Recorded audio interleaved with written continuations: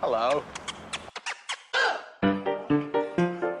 I could eat about 1.5 million of these. Well, nobody's perfect. Welcome to the It's a Drama podcast. Daddy, I love him. My mother thanks you. If you can't say something nice. All right, Mr. DeMille, I'm ready for my close-up.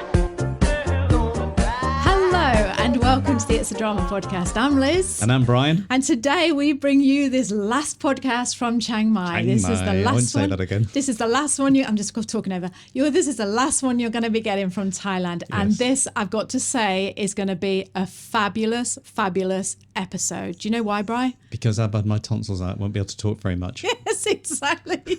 I get all the limelight. In fact, Bri, why don't you just have a nice little Can lay I down? just have a lay down and just relax my throat because it's flipping killing. We're going to be talking about having surgery in Thailand, Brian having his tonsils out, what that was like. We're going to be talking about getting our visas extended because we were in the country illegally. We're going to be talking about how we feel about going back home to New Zealand after 6 months and everything that comes with that. And most excitingly, and I cannot believe that I'm actually going to do this, but I'm making myself do it. Most excitedly, I am going to be reading you an excerpt from the book that I am writing. Yeah. That I'm going to be publishing in the next few weeks. Weeks, you would say weeks, yeah. Weeks can be few, can be many, but it's going to be few. published by the end of the Sooner year. than later. And I am sharing a section of that book with you. And I'm so nervous and I'm so excited because I know you're going to love it. And so just hang on around that to the point, end of the Liz, show. how hard is it for you to read out your book? It's on a scale of 1 to 100, 100 being like, feels like I'm having knives Feels like stabbed you've at me. just had your tonsils out without any I would say anaesthetic. it's 120. Yeah, that's but what I was thinking. You know what, Bri? You've got to do these things. You've got to be brave. You've got to be brave. Yeah. And I'm going to do it. Yeah, face your fears. So, Brian, I Yes. mean, we're all laughy and jokey about it now, aren't we? I know, but we are. we weren't this time last week, were we, Brian? No, what are we going into first? Is Tonsils. it straight into the tonsils? Well, I thought if we talk about your tonsils first and then that'll Yeah. give you a bit of a rest after, won't it? Yes. So go on, what was it like being in Thailand, undergoing surgery? It's the thought of actually doing it. I mean, because I got a bit of a cold back in Italy, and that really set my tonsils off. Which over the last few years I've had a few problems with them, but when I got on the plane to come to Thailand, and I think I did say it on last week's, I could not hear in my right ear for 3 days afterwards very well, and the pain coming into land was intense. I struggle in sleeping and stuff like that. So within 2 or 3 days of being here, I thought, I can't stand this any longer. I'm going to go to a clinic and see an ear, nose and throat guy. And I don't know if you've ever had one of those endoscopes put up your nose, but it's not very nice, especially if your nose is all inflamed from the tonsils and this, that, and the other. And it's not a great subject to talk about, is it really? This is fascinating. It's just, the guy said to me, would you like a little bit of anaesthetic? And I'm like... Well, hang on. Let me just hold you there. So are you talking about when they stick a camera up your nose to go down the back of your throat? Yes. Right, okay. So that's... Just hold this a minute. The endoscope. Because I just want people to know, because you Yes. haven't said it, I want people to know that when you had problems in New Zealand... Yes. No, you don't know what I'm going to say. So what are you No, laughing I'm at? not, because I was just picturing myself with that, the way he did it. God, just carry on. I'll hold that Focus, thought. Bri.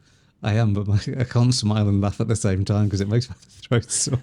Okay, go on, carry on then. Yeah, so it made me. It's the way he did it. I mean, normally when you'd be back in New Zealand or in England or wherever you are, you would go and make an appointment just to have that done. But I'm sitting there with him, and he goes, "Oh, we need to put a camera, and have a look what's in there." And I was just like, "Okay, so when's that going to be?" And he goes, "Now." Oh, no. And you just think, oh my God, I've never had one of these things put anywhere in my body, and so he goes, would you like some anesthetic? And I was like, yes, please. Because I'm thinking, I have the faintest idea how big one of these things is. Yeah, what's it going to do? Yeah, well, is it the size of a flipping rolling pin or something? I don't know. With a big camera on the end of it. I've seen the one on the size of my phone. It's huge. And anyway, I said, yes, please. He goes, it's very like wasabi. And I'm like, okay, I don't really care as long as it numbs it. And I'm not being funny. He squirts this stuff up your nose and eyes just pouring with liquid, and it's just wow. Really? It's just, yeah. And then, Did it feel like wasabi? yeah, because it's like hot. It's just like, wow. And you know, and it just goes, don't breathe. And you don't need to, because it just flies down the back of your throat and everywhere, because it's like injected with a spray. But within 30 seconds, you just lose the feeling of everything in your nose. Oh, do like, you? Yeah. Oh, yeah. that's good then. That's why they did it then. Yeah, that's it. Yeah. And then And then that thing goes straight up through the nose, and he's like, and not in that, you're looking at the camera, and it's like, oh, it's a good job I blew my nose before I came in. It's pretty gross. So go on. So when he's talking to you, and next minute it goes up round the back, and next minute you're looking down your throat. Ooh. And it's just, you can see your tongue moving. He's asking you questions, and it's just like, do you want me to talk with this thing in the back of your throat or what? So did it feel like a COVID test? It's You've had a COVID test, haven't you? Honestly, yeah, it's not as bad as a COVID test. Oh, that's not too bad. I think the COVID test, because they should do that there with everyone. But I suppose it would kill the bugs in there if they squirted that stuff up your nose, But having the COVID test in the hospital, because I had to have one when I went to hospital. It's like they really push it up. The best thing to do with the COVID test is just wince straight away. Yeah. And then they stop, because it's like, oh, we found the point, have we? It's like, yeah, exactly. It's like all the top of my head. Maybe I should have just said as well, if you're new to the show, we're in Thailand. We're in Chiang Mai in Thailand, me and Brian. Yes. We've been traveling for 6 months. This is the last month of our leg of our big trip. And yeah, we've had loads of dental work done. So we're quite confident with the healthcare system in Thailand, aren't we? Yeah, no. Just to be clear. I absolutely have total faith in it, because where we are in Chiang Mai is there is a dental, not dental, there's a health hospital here, as a health university, where you can be taught to be doctors and dentists and all those sort of things, and it's a huge university, isn't it? So they told you your tonsils had to come out. He just went, you've got chronic tonsillitis. Yeah. Gave me antibiotics to come back in 10 days. Went back in 10 days, and it's just like, well, it hasn't cleared up, and Were you hoping that it would clear up? Yeah, definitely, because when you take antibiotics, things calm down. He's just like, this, they're still swollen. You've still got chronic inflammation around them, and it's chronic tonsillitis, as he called it. And he said, really, I don't think you should fly. Right. Why? Like it is, because you could burst something. You could explode your head. My head could have exploded. Or tonsils all over the passengers. It's just not very nice, flying, is it? Yeah, with things flying out the ears and nose and all sorts of stuff, and ear, nose, and throat. So you go to this. I know this is a bit gross. It is a bit gross. Sorry, but but it's interesting because you don't. It's not every day you go to Thailand and go into surgery, is it, Brian? No, it's not. And I've never been to hospital, apart from having stitches when I was a kid, and the odd scan here and there. That's about it, really. The old what? Scan. Oh, this is a scammer. I was going to say. Yeah. You have an ultrasound or something when you're pregnant, even though I haven't been. But just to have the general checks on your heart and stuff through family conditions, so you get checked up yourself. Your doctor says, well, family conditions you've had, and this, that, and the other. All right, we need to get you in. So this is a private hospital. This is a private hospital in Thailand. Yes, in Chiang Mai. It was like a hotel. Well, what am I on about? No, it wasn't. It smelled a weed, didn't it? It smelled a wee a bit, yeah. But it was a nice room. It was, but it was like a hospital private room. Yes. It wasn't super comfortable or anything like that, was it? So you went in, there was an ensuite, there's a bathroom on the right hand side, big double doors at the end of the room looking over Chiang Mai. That was really nice. Yeah. Air conditioned, telly, little fridge, little rice cooker. What else was in there? And one of the big a bed for me to sleep on if I wanted to stay over. Yeah. And then next to that, the big hospital bed. I liked that hospital bed, but I great. liked playing on that. You like playing on that. You're laughing your head off with that, Yeah, it was, you? because you could press this button and it made Bri almost double over. Yeah, like a scissor. Yeah, like a scissor. So I said, "Go on, lay on the bed, and I'll press this button." And his legs and head came up at the same time. Yeah, you could do one of them in the gym. You don't have to do sit-ups, would you? Oh, but I'm laughing now. But honestly, when you went in there and they said they all came in with their clipboards and they put you in that robe, didn't they? Yeah, that's weird, isn't it? You have to take all your clothes off and get into those funny robes. Yeah. I mean, what are those robes? And then they make you change again into the bloody operating gown. Yeah. It's like, but when they were asking you all those questions, like, what is there anything? Yeah, that's the anaesthetist to? that came in. Oh, that was it? the anaesthetist. Yeah, and he comes in and asks you what you're allergic to, and everything else. And I must have had my blood pressure taken about 50 times, and a blood test, amount of tests that you have to go through just to have an operation. And they told us, didn't they? They said you're going to be kept in for minimum of 24 hours. Yeah, they wanted me there for 3 days. Well, no wonder, Brian, you're paying flipping $2,000 a night to stay there. No wonder they wanted you there 3 days. Yeah. So anyway, can you just get on and tell me what was it like when you went wheel down? And it's not a great feeling, when you actually... Really? No, it really, really isn't, because it's just like, what are we going into here? Like, and you're on the bed and they wheel you out the room. You hop up onto the bed and you wheel you out, and you keep trying to look up to see where you're going, but all you can see really is the ceiling. And they're just pushing you around, and then you're into the lift, and you go down about 6 floors. Did they talk to you? No, because they were just talking Thai to each other. There was a nurse and a porter, I suppose that's what you'd call him, a help out guy, And then next minute you're coming in, and you can't read any of the signs because it's all in Thai. Their alphabet's just. Did you feel safe? Isn't it? Yes, but then you have that. There's a panic. There's a fear, isn't it? It's like, of what? Well, where am I? Well, what is this? There's not one English-speaking person I can hear. Yeah. I think, and I was thinking about this. Everybody should be made to do this. Go to a hospital, get ready for an operation, but not actually have the operation, but just be wheeled down to somewhere.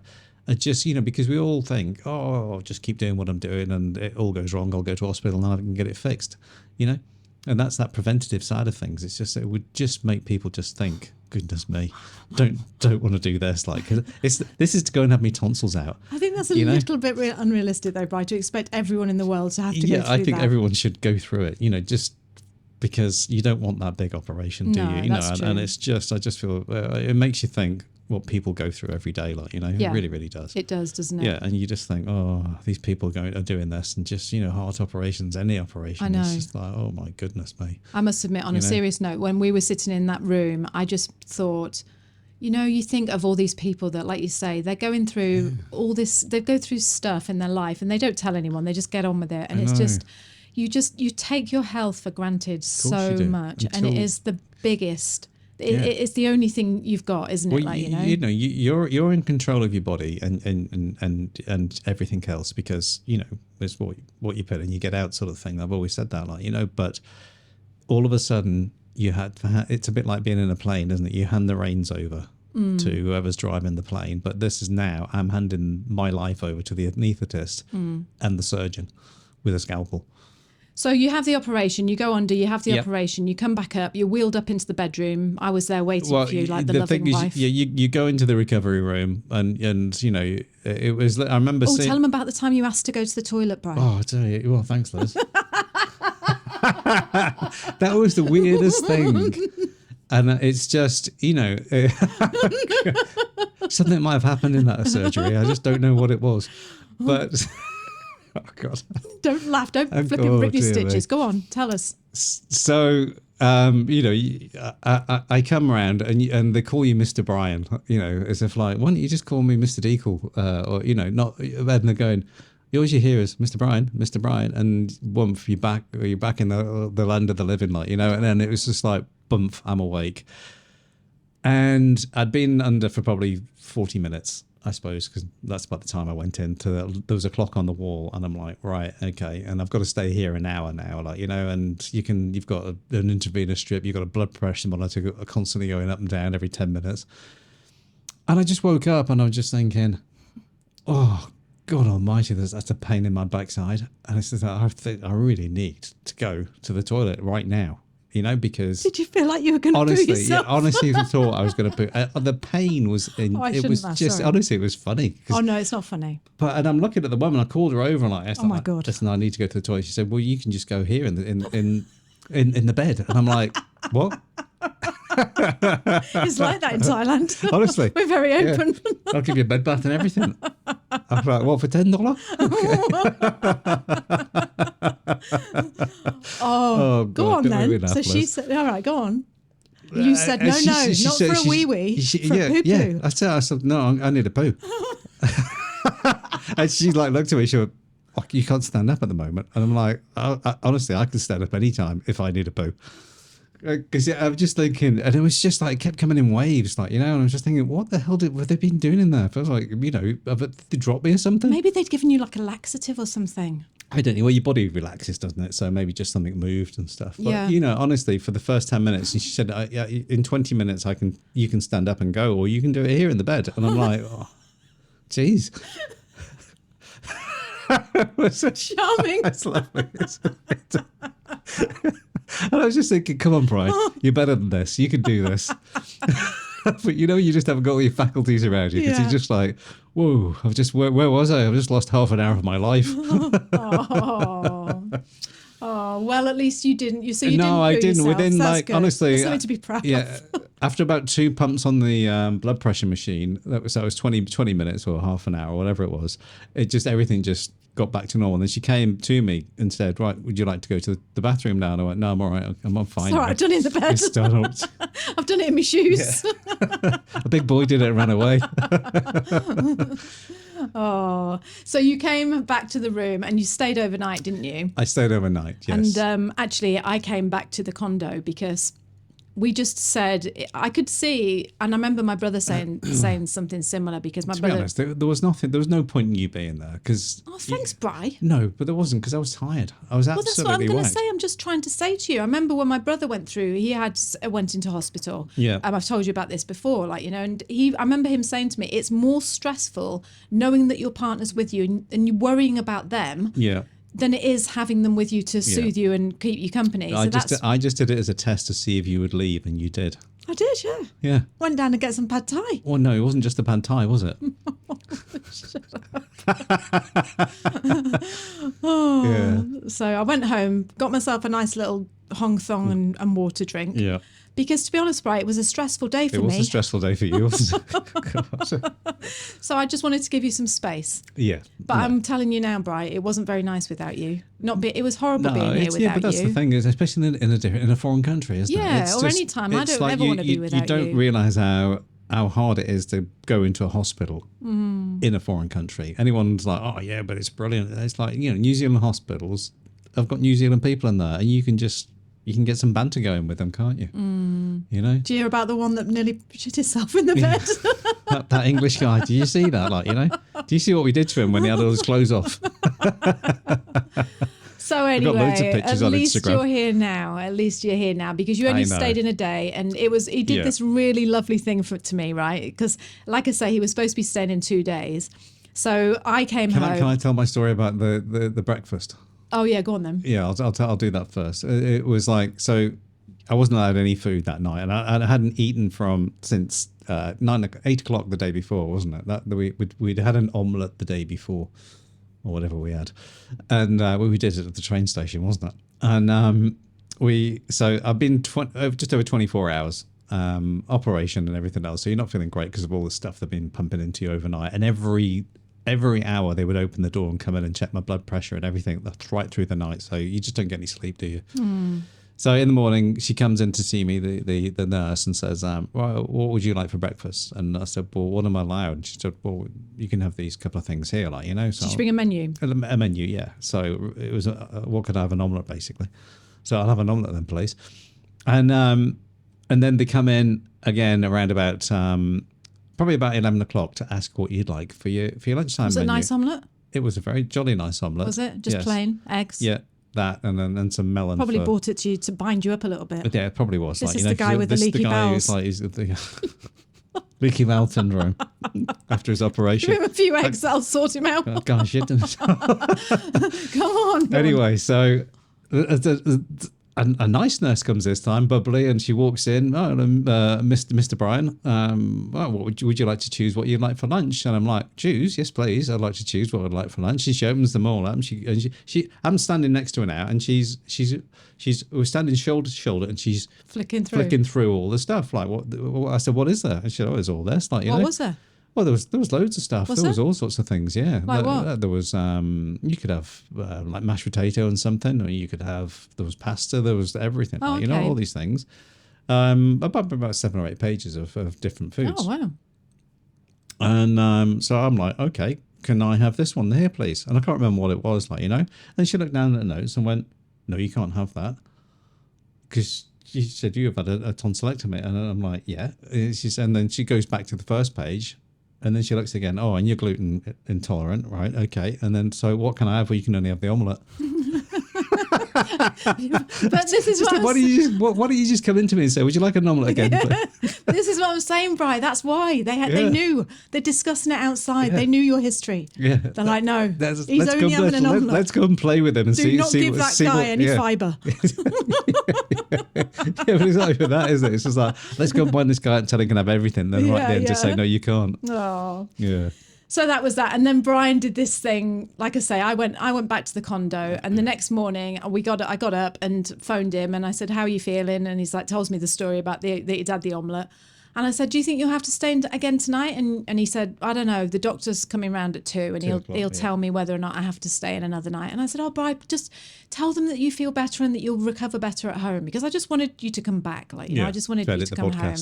Yeah, because there's a lot of things that needed doing. And so I waited. I was working on my computer in here in the condo, and I waited till 2:30, and then I thought, okay, I'll give him a ring. Phoned him up and I said, what did he say? And Brian goes, no, he said I've got to stay in for another 2 nights. And I'm like, you're joking me, Brian, why didn't you say something? And he's like, no, Liz, it hasn't, it's not looking great, and I've got to stay in for another 2 nights. And then there's on the door, and I went, hang on a minute, there's someone at the door. And I opened the door, and it was Brian, and he was just tricking me, and he'd just come home. It was so nice. I ran away. And I was like, ooh, what's that smell? Goodbye. You cleaned your pants. So yeah, that was a really nice surprise. Yeah. Right. So the next thing was getting the visa, because as we told you, we'd overstayed. We'd only got a 30-day visa, and we wanted to update it. So yeah, and that wasn't, we weren't staying here. I know you said illegally at the start, but we weren't. We would have become illegal after the. Make it sound good though. Yeah, we after were the illegal. 26th. Yeah. So we just needed to extend it by 9 days, which is crazy. It's not a lot, but it's a 500 baht a day fine for each of us. So that's around about $10, isn't it, US or whatever? Yeah. Between you, maybe more. So it would have been a 900. A $90. Well, it would have been a lot. And more importantly, we were scared that we were going to get to the airport and they were going to come out with their guns and say, you need to come with us. Yeah, what you've been doing staying in Thailand. And there's all stories on the internet like, oh yeah, if you overstay, then they won't let you back in Thailand. And we don't want that. Yeah, but you just don't want a mark against your name with a visa or when you come to the airport next time, do you? It's just easier just to go to the Thai immigration office, which is down by the airport. So it's about 10 minutes away from where we're staying, isn't it? But we turned up and it was like, I don't know, it was a bit weird, wasn't it, Bri? It was a car park with a load of like sheds in them, up not sheds, but up from sheds sort of thing. Yeah. And people, different sections that you had to go in to do different things, and no one seemed to know what they were doing. There was lots of people hanging around and waiting and a bit confused, and this is where you go and fill that form in. There was a lot of stuff outside, wasn't there? Yeah. You weren't really allowed into the main thing unless you had all the paperwork sorted. So you had that area where, and not only that, there's just a bunch of trays, in-out trays, just full of forms with no labels on them. So you didn't really know. It was a bit confusing. And it was very confusing because it was a bit in English, lots in Thai, and because there's so many different visas, there's people who are working in from China, Do you know what I like doing, and Brian? all sorts of stuff. I like watching all the people and seeing what they were going for. Yeah. Anyway, this is what I wanted to say. We got our visas and it was easy. It was 3 hours, but this is what I wanted to say to you, Brian, and this is what you need to remember. Yeah. So, when we walked into that little shed thing, and we were going to get the E45 form or whatever it was called that we needed to fill in before we could get the photographs, before we could apply for the extension. We walked in there, and so you walk in, it's a long, skinny, imagine this long, skinny shed-like building with a row of chairs down one wall, and on the other wall, 2 glass cubicles with important people sitting in there doing their immigration stuff. Yeah. On the and phones. They would call you. No, they weren't on the phones, on computers. And they would call you up. So then you'd each move down the chair when it was your place. Yeah, because you walked in and picked up a little cardboard number. cutout thing that someone had made at home. But here's a funny thing, because we walked in there and we were like completely and utterly confused. So the person at the end nearest the door to where we walked in we said, well, Brian said, excuse me, mate, is this where you get the E45 whatever form? And he's like, yeah. You just take the number and get your E45 and then they'll stamp it and then you can just go next door and get your photo. And Brian goes, oh, all right, cool. So we sit down on the chair nearest the window. And then this other young couple come in. Oh, that's why I'm saying another young couple. Another young couple like us came in, totally confused. And they looked at Brian and they're like, excuse me, mate, I don't suppose you know if this is... It just goes on, doesn't it? It did, and that every time. And then the person at the end of the chair is the leading authority. Yeah. And it was just the way you said to that guy, as if you had full confidence on what you were doing. You know, it's just like... And I was just laughing to myself because I thought 30 seconds earlier, that was you. And now you're the one that's going, oh, no. All you need to do is just take this number. You know, it's funny, isn't it? It is, because everyone is just walking around like chickens with lost heads. You know, it's about heads. I mean, because they're just thinking, what do I do next? You know, isn't that funny about life though? How you learn something and then you pass it on to someone as if you're the one that knows about it. The authoritative way of saying it. Yeah, what is it you've got them? Oh yeah, you need that. Yeah, because as your hotel give you that particular form, that's what she's looking for. Oh no, they haven't. Well, go and call them and then they can do it. It's just funny. Like, so anyway, we're not illegal anymore. So when we leave Thailand, we've got all our visas. Yeah, actually, we only asked for 9 days, but they gave us another 30 days. I know. It's a bit weird, isn't it? Would you want to stay here for another 30 days? No, I'm ready to go home. Are you? Well, let's just talk about that because we are going back to New Zealand in how many days now? 3? 3. What days is it? It's Monday, and we leave. We actually fly out on the next Thursday. Week. Thursday this week. Yeah, this week. Yeah.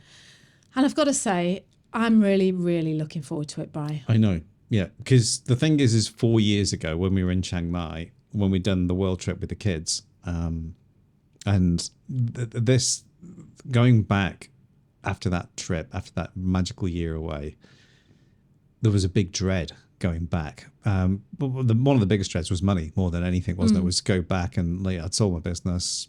Yeah, we still had the house, a mortgage on the house, to go back and figure out what on earth are we going to do. And we were trying to get our online businesses working here in Chiang Mai. That's where it all started, was Chiang Mai 4 years ago.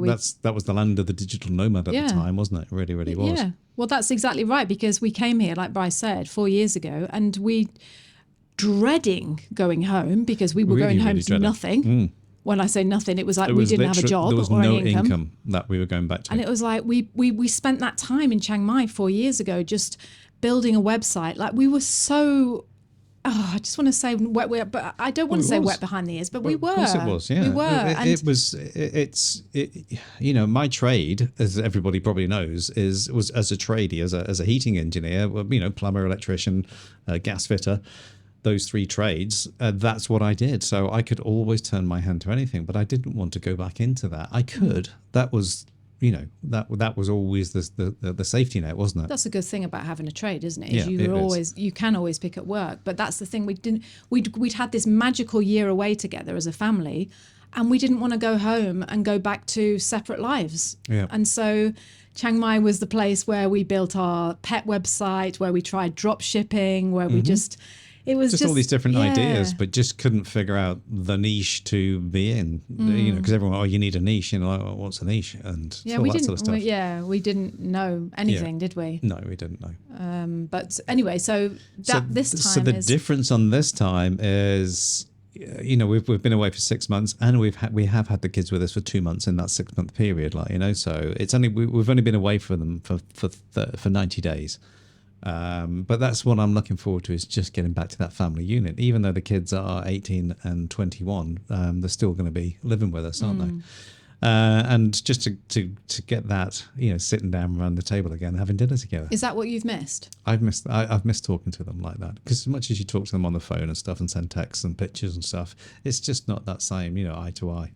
I've missed. I mean, I know we've talked about this, but I miss the kids like mad. I really do.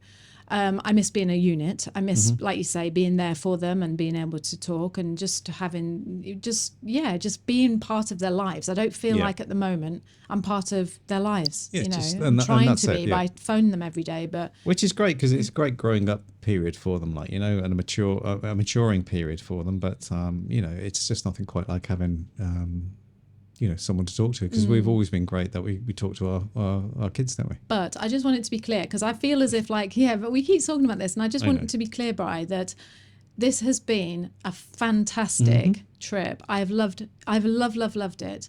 Don't be sitting there thinking that you did the big mistake by booking us this booking trip. it too long. No. Yeah. It was a bit too long, but now we're going home. It seems like it wasn't too long. I don't know. No, it doesn't. I don't think it was too long. I just think I think coming to Thailand, we planned on going to some seminars and things like that, didn't we? But then this tonsil thing kicked in, and it's just we never really got to do those things because but we were talking about this the other day, and if you're listening to this and you're thinking Thailand, here's what you need to know about Thailand, right? Okay, first of all, the Thai people are just divine. They're fantastic. They are the most gentle, respectful people. They're just kind. It's just a calmness in Thailand that I've never, apart from Japan, other than Japan, it's just that calmness. Yeah, because although there's a lot of expats live in Chiang Mai, and there are tourists, but it's not like Phuket where everybody goes where the beaches are. This is just a city up in the north, Chiang Mai, isn't it? And it's just it's like real Thailand. I look at it. The other thing you need to know about Chiang Mai is it's full, and we've talked about this before, it's full of people working online. They come here because it is cheap, the weather is fantastic, the standard of living is fantastic. When we've told you, look where we're staying for $50 a night in this fantastic condo with a pool and a sauna and a gym and if you're earning money online, earning the American dollar or whatever, and you're here living this, you can get much for your money. It's unbelievable. I was talking to a guy the other day who's from Hawaii, and he sold everything to come and live here. He said, because, I could live in Hawaii, but I'm not going to live the lifestyle. I'm going to live. Is that here. the guy that kept going on about falling off the motorbike? Yeah, it was. Yeah. Oh, yeah. Bri, he repeated that story though, and that got on my nerves. Did he not remember that he'd already told us that story? I don't think he did 2 days before. So I know. that's what happens. It's horrible because he came down and he told us this really tragic story about his friend on the motorbike, and it was really disturbing. It was a horrible story. Yeah, it was a horrible story. Yeah. And then 2 days later, we saw him back down. He's like, "Hi, how are you doing?" And we said, "Yeah, how are you?" And he went, "Oh, I'm feeling a bit, I had this friend," and I thought, surely not. You're not going to tell us again. And he did. It was like Groundhog Day, wasn't it? Yeah, it was. And it was like, oh no. Anyway, but yeah.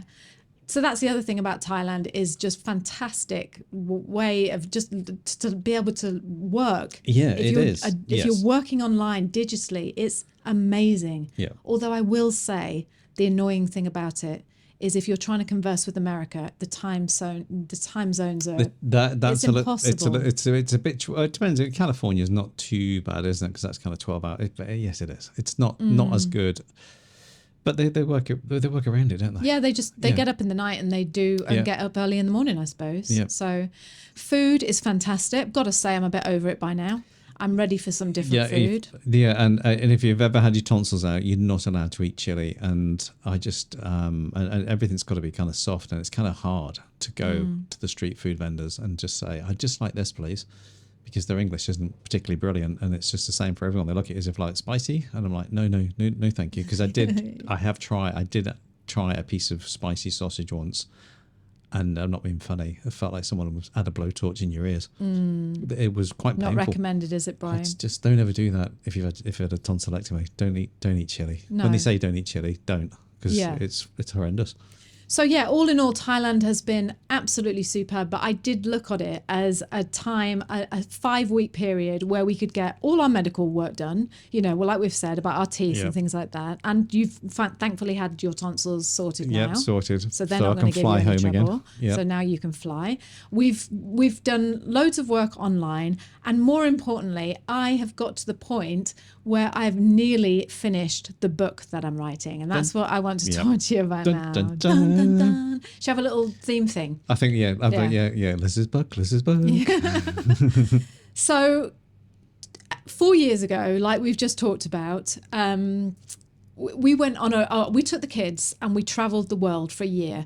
We were homeschooling them, so schooling wasn't a problem. They were 16 and 13, and we just got to a stage in our life. I was 47, 48, And it was like, you know what? We've always dreamed of going around the world with our kids. I think most people probably have that dream, don't they? Yeah, Like, wouldn't it be great? What a great dream. You know, it is. It's a dream that you are going to go backpacking around the world. Yeah. This is not just fly to a destination and then come back. This was like, we are going traveling. Take a year off, traveling for a rent year. your house, pack your job in, get your money and go to wherever you want around the world. That was always our dream. And like I say, it came to the point in our life where we're like, if we don't do it now, we are never going to do it. No. And let's face it, we weren't ready to do it. We didn't have, we never got to that point in our life where we went, ta-da, we're ready. We've got loads of money and we can just go and spend it all on a trip. So we weren't ready, but we decided with Sonny being 16, it was now or never, because it was getting to that age where he's like, he's not going to want to spend a year traveling the world with his family when he's 18 years old. He just won't. No.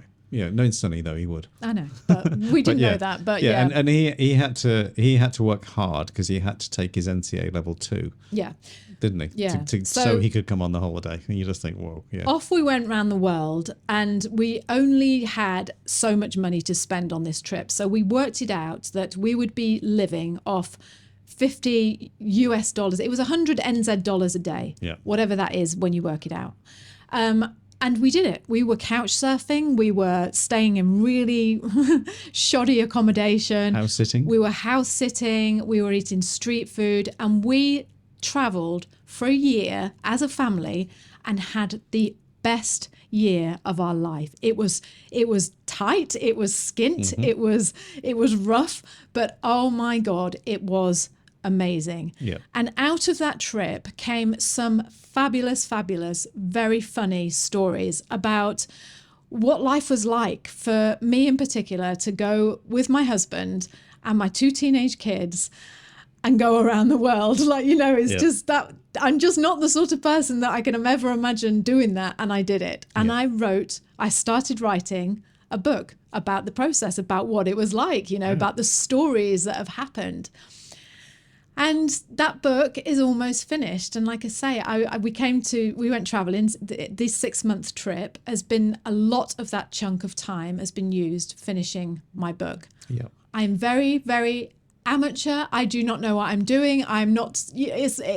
I'm not. But you say you don't know what you're doing. I don't. You do, I'm just making it up as I go along. Yeah. Yes. But I don't know anything about writing a book. I'm just making it up. Yeah. But stories and sharing them. This is a creative talking right now. That this is you, as you are a creative, Liz. You are different than me, and when you keep saying these things, I got total faith in you, and you yes, you do know what you're doing, but you're saying to yourself, I don't know what I'm doing because I'm not a professional writer. And it's like, well, you are. You've been paid many a time for guest posts on people's things and things like that. So yes, you are a professional writer, and it's so hard to actually hear it. That's what you are. Thank you, Brian. So I didn't mean what I said about you shitting your pants in the hospital. No, I know that. Thank you, darling. Thank you. But yes, yeah, so it is hard. This is the hardest thing for Liz to do, is to actually now hear with a piece of her book and actually read it out to you. But I'm going to do it. I am going to do it because I'm so proud of what I've done. It's a story that needs sharing. It does. And if I don't do it, then I'm never going to. So from now on, until this book is published, every podcast, which will probably hopefully only be about 5 until it's published. Yes. I'm going to read you a section of my book. So I'm going to set the scene. We had gone to Italy. We had to take the kids to Venice because it was like they'd heard all about this lovely, place where gondolas went up and down on the water, and it was the most romantic city in the world. So we took the kids and we went to Venice. And here it is, a section of the chapter. And now, introducing Liz's book that's going to be absolutely brilliant. Take it away, Liz. We took the train to Venice and spent the next 6 glorious hours wandering along beautiful narrow lanes and crossing ornate bridges, taking photographs of pigeons and men in red and white stripy tops who strutted up and down on big, long, throbbing gondolas. In the afternoon, I suggested that we be like a real Italian family and bathe our feet in the water. I took off my shoes and dipped my toes in the canal, laughing coyly like a half-wit, pretending that I was doing something daring and that the lukewarm water had taken my breath away. "Are you sure?" said Tessa, folding her arms and staring into the depths. "It looks pretty gross to me. Like, why is it all brown? And anyway, Becky Boyd's mum said it's illegal for tourists to put their feet in the canal in Venice." I wanted to say, that's because Becky Boyd's mum is a crabby-ass Bible basher and never likes my posts on Facebook. But I didn't, because I'm mature, and sometimes I wear my glittery cross like Madonna. I pulled my baggy pants up over my knees and thought of Joanna Lumley. "We're travellers, darling, not tourists. There's a big difference." On the other side of the canal, there was a beautiful couple, also indulging in some toe dipping. A man and a woman, lovers, giggling and touching, flirting with each other like I don't know what. I fixed my eyes on the oblivious pair, then shifted the weight on my bum cheek so I could get comfy. Touch, touch, touch, kiss, kiss, kiss. Jesus Christ, why don't you get a room? Anyone would think that they were in the most romantic city in the world or something. Sonny was talking to me, but I ignored him. I was too busy making up a story about Romeo and Juliet over there on the other side of the canal. I bet they were married to different people. And they were meeting up in secret to cheat on their partners. Yes, that was it. They'd agreed to meet in Venice to have dirty, illicit sex. The woman raised her chocolate brown eyes to meet mine. Shit. I flushed and looked away. I didn't want her to think that I was spying on her. Gawping.